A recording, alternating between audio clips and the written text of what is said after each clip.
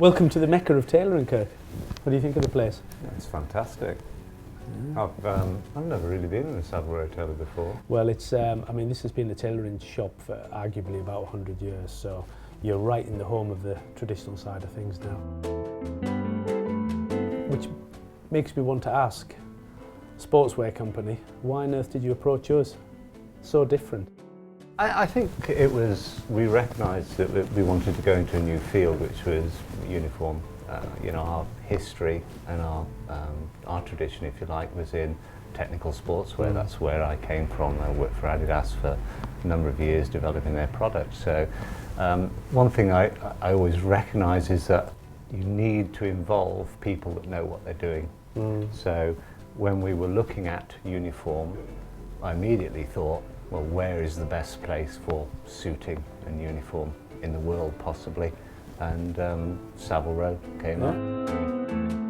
When I was thinking about this project for Sportswear International, it was sort of in reaction to some requests from schools, really. And my principle has always been that when you look at something, you have to look at it with fresh eyes. We were talking to focus groups about what they really wanted from these the garments, and were the differences between sort of a male and a female garment in terms of requirement.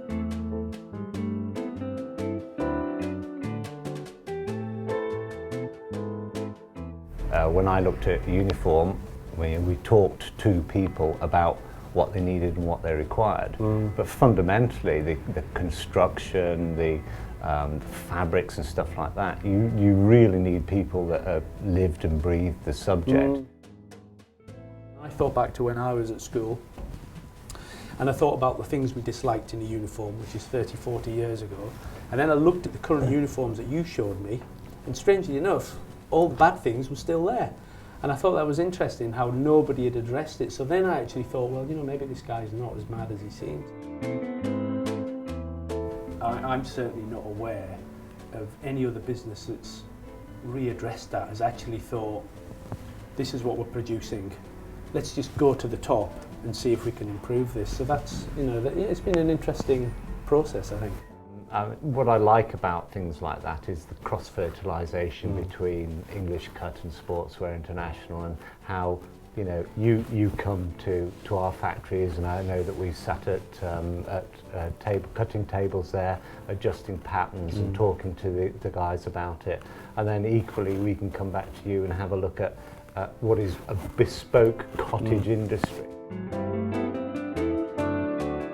It's nice to have a challenge, but it's even nicer to have a challenge that you can take on and actually feel like you're doing something. So I mean, I've got to admit, it's been fantastic.